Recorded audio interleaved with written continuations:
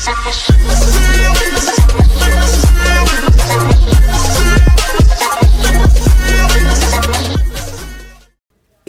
cerita bersambung Manusia Harimau dari Sumatera. Selamat mendengarkan. Sudah, buat kali ini aku ampuni kalian.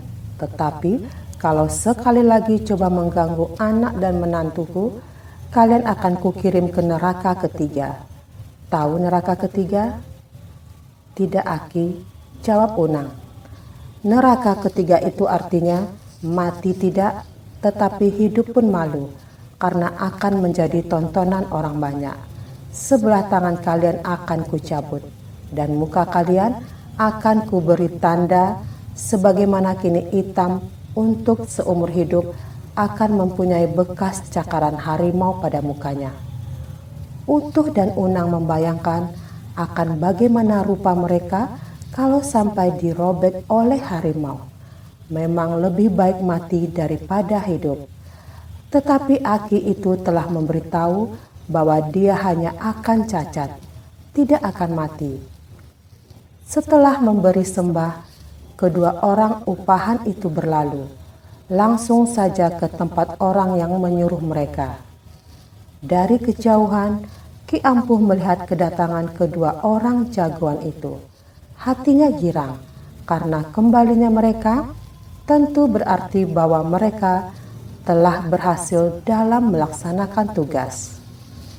Mestinya dari dulu dia menyuruh mereka tidak usah pakai si hitam yang telah membuat kantongnya robek sebagian untuk membayar ongkos tanpa hasil apapun. Tapi si dengki itu dalam hati berkata, "Tapi biarlah duitku dimakannya tanpa memberi hasil. Kini kan dia rasakan terbaring di rumah sakit, dan dia akan malu untuk seumur hidup." Dan dia merasa senang, karena dia sendiri tetap selamat. Enak juga mempergunakan tangan orang lain untuk kejahatan. Kalau berhasil dapat nama, tetapi kalau gagal, tangan tidak turut kotor. Setelah dekat, kedua orang hebat itu tidak memberi hormat seperti biasa, sehingga Ki Ampuh berpikir bahwa mereka telah jadi kurang ajar karena mendapat kemenangan atas Erwin. Unang dan Utuh memandang Ki Ampuh dengan muka marah.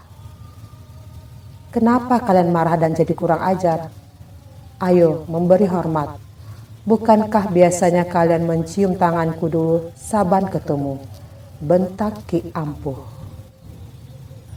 "Itu dulu, kini tidak lagi. Aki menyuruh kami menghadapi pekerjaan yang mustahil. Aki mau membunuh kami, jawab Unang. "Jadi kalian gagal?" Ki Ampuh jadi pucat. "Aki sendiri bagaimana? Bukankah mempunyai ilmu tinggi? Kenapa tidak menghadapi sendiri?" tanya Unang sambil menyindir. "Kurang ajar. Mereka terlalu kecil untuk aku hadapi sendiri. Makanya kalian aku pilih, dan bukan sembarang suruh. Kalian akan dibayar 80.000. Kalian tidak punya kemampuan untuk menghadapi hanya satu kodok semacam itu." "Kami ingin lihat Aki memencet kodok itu," kata Utuh. "Sudah pergi, jangan banyak omong pengecut. Nanti ku ubah jadi ular," kata Ki Ampuh sebagai kompensasi atas kegagalannya. Dalam hati Ki Ampuh mengaku bahwa dia tidak sanggup, tetapi dia malu pada Adam yang mengupah dia. Dia juga malu sama orang-orang yang melihat dia lari dari pesta perkawinan Erwin dan Indah ketika ia tidak mampu lagi menghadapi Jalubuk. Namun dia belum putus asa. Dia mau minta bantuan Mbah Ratu Penasaran yang bermukim di daerah Cikotok, Banten. Menurut pendengarannya, di suatu gua di sana, dia akan mencarinya, akan menyembah Mbah Ratu untuk mohon kekuatan yang tak terlawan daripadanya. Kabarnya ada sejumlah dukun dan orang kuat telah mendapat banyak ilmu dari Mbah Ratu Penasaran, yang mendapat julukan itu karena ia penasaran ketika di zaman 300 tahun yang lalu, dia melarikan diri karena tidak tahan di madu dan melihat junjungannya, seorang pangeran di zaman itu, mempunyai tak kurang dari 9 orang selir. Dia merasa dia wanita paling cantik, tetapi kenapa suaminya masih saja inginkan perempuan lain? Telah banyak dukun digunakannya, telah banyak emas berlian dicurahkannya untuk menundukkan hati pangeran, tetapi dia tidak pernah berhasil 100%. Itulah sebabnya dia menyingkir ke daerah Cikotok dan tak mau keluar dari sana.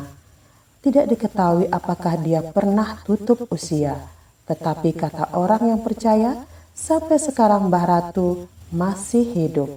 Bahkan konon tidak pernah menjadi tua. Barangkali inilah imbalan yang diberikan dewa-dewa kepadanya atas kekecewaannya di dalam kehidupan bersuami. Konon ada banyak pemuda yang ganteng-ganteng silih berganti menjadi gula-gulanya. Pemuda-pemuda ini dibawa ke sana oleh berbagai macam makhluk halus, mulai dari jin, setan, hingga jembalang, dan iblis yang telah sudi menjadi pelayan dan hamba dari Mbah Ratu. Dari jin-jin itulah Mbah Ratu belajar berbagai macam ilmu keampuhan. Manusia yang mempunyai ilmu itu pasti menang dalam menghadapi lawannya yang maha sakti, tetapi dengan perjanjian. Manakala dia telah 3 kali mempergunakan ilmu itu, maka ia akan jadi celeng atau babi hutan.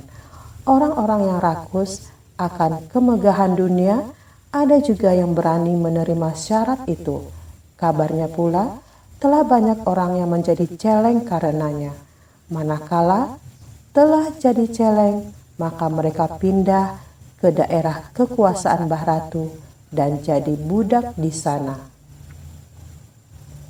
Kesanalah Ki Ampuh hendak pergi, tetapi sial sekali, di saat dia mau berangkat, dia bertemu dengan Erwin yang hendak membuat perhitungan. Dimulai dengan cekcok mulut, akhirnya mereka berhadapan dengan kekuatan yang ada pada diri masing-masing. Engkau akan tewas di sini anak muda, kata Ki Ampuh. Erwin berharap agar dia mampu pula bersilat sebagaimana dia menghadapi Itam. Tetapi celaka, tidak ada tanda-tanda bahwa dia akan mendapat kekuatan itu. Dia lalu berharap akan bantuan Saodah atau ayahnya. Ki Ampuh sendiri di dalam hati merasa amat takut karena sudah mengetahui kehebatan Erwin dan ayahnya. Tetapi di mana akan diletakkan muka kalau ia sampai minta ampun? Dalam pada itu, dia bukanlah orang yang berpendirian lebih baik mati daripada minta ampun. Dia mau memelihara muka dan nyawa sekaligus. Otaknya bekerja keras. Tipu muslihat apa yang akan digunakan untuk menghindari pertarungan dengan orang yang tidak terlawan itu. Dalam hati, Erwin memohon kepada ayahnya agar datang membantu dia. Terdengar suara bisikan, suara ayahnya. Coba berdiri sendiri, coba hadapi dengan kekuatan dan ilmu yang ada padamu. Menjawab Erwin di dalam hati, ilmu apa? Semua pun dengan bantuan ayah dan Bu Saodah. Aku tidak punya ilmu apapun. Erwin jadi takut, setakut Ki Ampuh menghadapi dia. Di saat itulah datang seorang pemuda. Dia berkendaraan Toyota Corona yang diparkir di depan rumah Ki Ampuh. Nah Adam, kata Ki Ampuh, dia mau mengalihkan Erwin dari konsentrasi, sekaligus memberitahu bahwa inilah orang yang memberi perintah kepadanya. Kalau toh akan mati, bagaimanapun lebih baik Adam yang mati daripada dirinya sendiri. Nanti dia akan pindah ke kota lain, di mana orang belum mengenal kelemahan-kelemahannya.